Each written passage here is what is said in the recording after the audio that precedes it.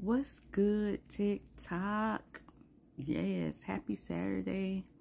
And I got a good message out my devotional book. This is I had to sit and think and really meditate off this message. And like I told you, this book is in the bio. The link is in the bio. Okay, it's a good book. But the title of this message today is The Weight of Fears. And let me tell you, I'm going to give you my raw thoughts off of this subject from this question that they asked. And this is going to be just keeping it 110. And with this, you know, people assume whatever I do, but it's no assumption with me. I keep it all the way real and raw and transparent. So let's get into this first, and now I'm finna tell you my thoughts. June 8th, The Weight of Fears is the title. Do not be afraid, only believe, and she will be made well. Luke 8:50. Jairus, ruler of the synagogue, was facing the most devastating situation any parent could ever face. This man's precious daughter was dead. It was all over. Hope was gone. Death has taken her. Who of us would not feel the power of fear in such a hopeless situation? But Jesus said to him, "Do not be afraid. Only believe, and she will be made well." Faith is the antidote to fear. Fear is like an elephant that sits on our shoulders, suffocating and rendering us helpless. Fear, however, takes concert effort. We have to shrug off the negative weight of fear from when we say, "I will not fear," and replace it with the positive, "I will trust in God." D.L. Moody rightly said, Real true faith is man's weakness.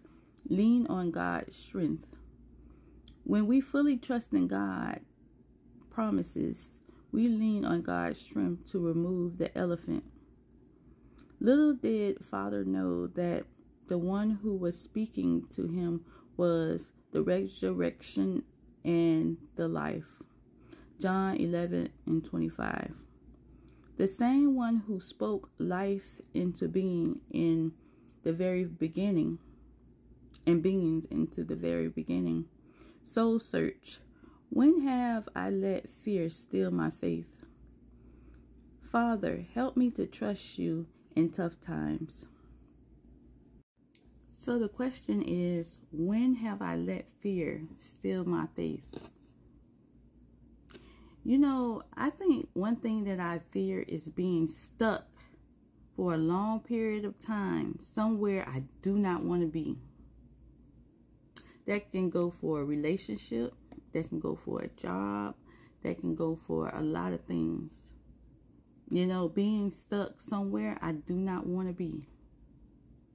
You know, just for, what is it called? Short-term gratification, or just to please or get praise from other people, or, you know, that's just not me.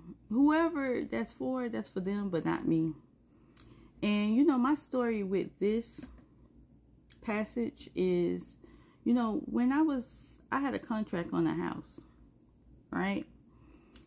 But everything was in order except myself. My mental health was gone. The job that I was at sucks. I mean, it was a comfortable little spot, but it was a shady job. I mean, it was very shady. What made me comfort the last few years I was there is I had a friend that was there. Once she left, it sucks even more.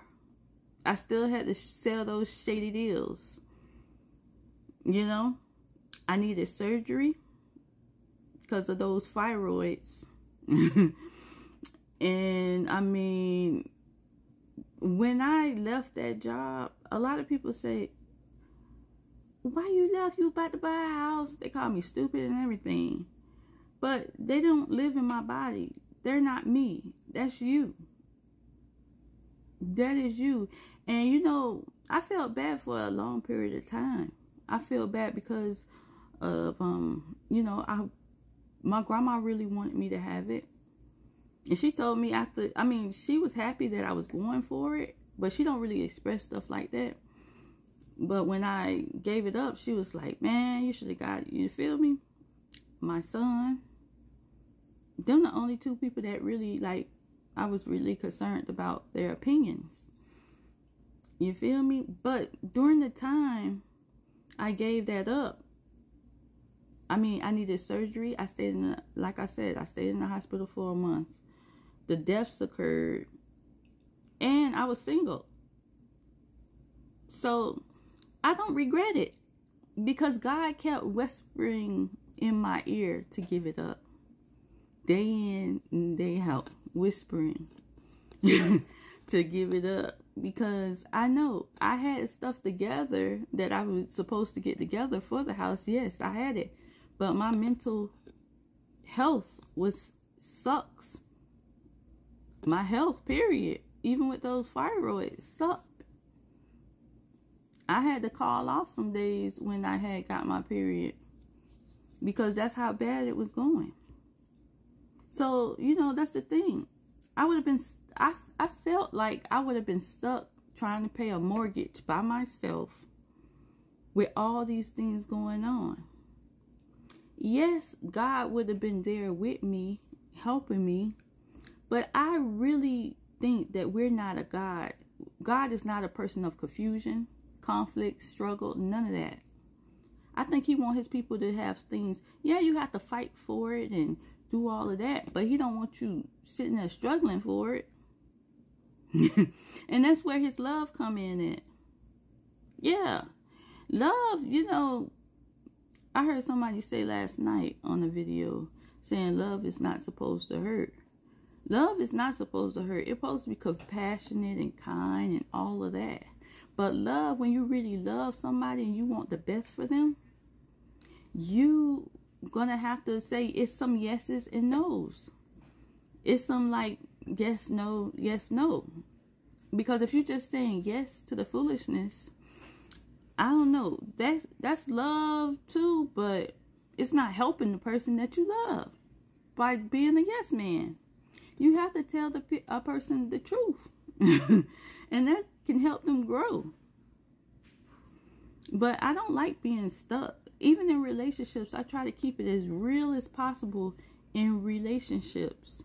Because I don't want to be married with a person that I dislike. Or a person that it's like we fighting to be around each other. I want to be in a marriage with a soulmate.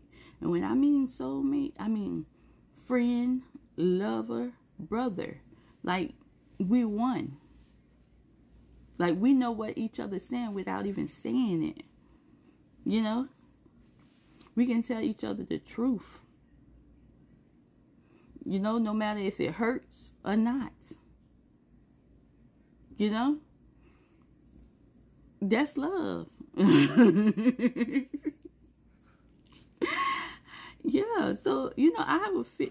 I think my fear, and I don't know if it's still, it say, when have I let my fear steal my faith?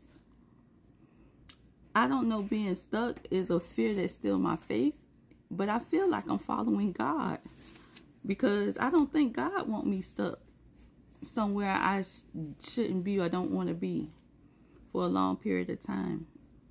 And I saw this happen to so many people. That's like the people who always preach you got to get a good job. It's like they're not business owners. Business owners are risk takers. You have a lot of failures, but you have to overcome those failures. That's how the game goes. Every business failed. So that's my perspective on this. What's yours? Thanks. Have a good Saturday. Bye.